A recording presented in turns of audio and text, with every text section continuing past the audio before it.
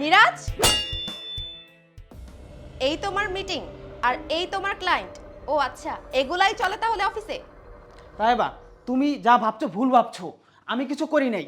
এই মেয়ে আমার রুমে আসছে ওর পোস্ট বাড়ানোর জন্য। আমার কিন্তু কোনো দোষ নাই এখানে। আর শোনো, আমি কোম্পানির মালিক, তো এই জন্য ও আমার সাথে সম্পর্ক করার জন্য এই চেষ্টা করছে।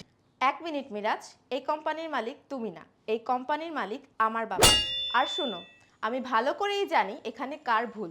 তাইবা শোনো, তুমি আসলে শুরু থেকে কিছুই জানো না। শেষ থেকে দেখে আমাকে এভাবে অবিশ্বাস করতে পারো না তুমি। সব ভুল এই মেয়েটার।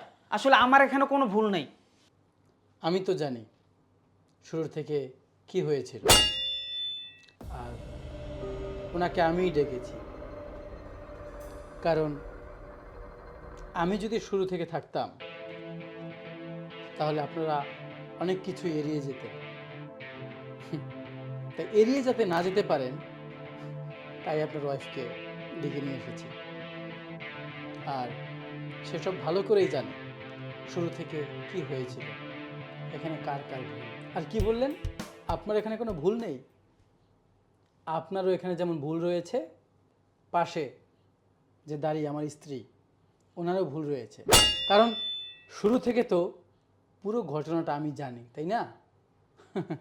আর সেই ঘটনাটাই আমি আপনার স্ত্রীকে বলেছি, সেসব ভালো করেই জানে। বুঝতে পেরেছেন? ইসমাইল, তুমি অফিসে এখানে আমাকে না বলে চলে এসেছো। আমাকে তো বলে আসতে পারতা যে তুমি আজকে আমার অফিসে আসবা। হ্যাঁ, আমি কেন তোমার অফিসে আসলে কি তোমাকে বলে আসতে হবে? না বলে আসতে পারি না? তোমাকে না বলে এসেছি কারণ কি জানো? ছোট বাচ্চাটাকে নিয়ে তোমাকে একটা সারপ্রাইজ দেব। কিন্তু তোমাকে সারপ্রাইজ করতে গিয়ে আমি নিজেই সারপ্রাইজ হয়ে গেলাম।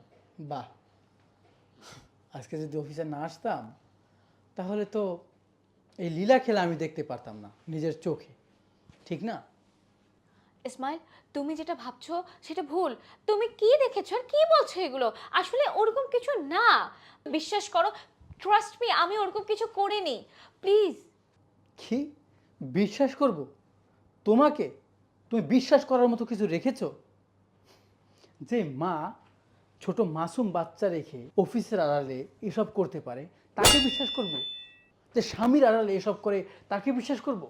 ছি, আমার ভাবতে অবাক লাগে যে তুমি আমার স্ত্রী, আবার তুমি বলছো তোমাকে বিশ্বাস করব? হ্যাঁ, মিরাজ, তোমার কি কিছু বলার আছে? তাইবা, আসলে তুমি ভুল ভাবছো। জাস্ট শাট আপ, তোমার আর একটা কথাও শুনতে চাই না। বাবার সাথে আজই কথা বলে আমি সেপারেশনের ব্যবস্থা করব। তুমি আজই অফিস থেকে চলে যাবা, তোমার মুখ আমি আর দেখতে চাই না। তাইবা শোনো, প্লিজ যেও না তাইবা। ইসমাইল, প্লিজ আমাকে মাফ করে দাও। আর একটা বাচ্চাটা তো আমাদের, আর আমি তো বাচ্চার মা না, বাচ্চাটার জন্য হলেও আমাকে মাফ করে দাও প্লিজ। কি বললা? তোমার বাচ্চা? না, এটা তোমার বাচ্চা না, এটা শুধু আমার বাচ্চা। ওর প্রতি তোমার কোনো অধিকার নেই। কোনোদিনও ওর সাথে বা আমার সাথে যোগাযোগ করার চেষ্টা করবে না। ইসমাইল, ইসমাইল আমার কথা শোনো, ইসমাইল, ইসমাইল।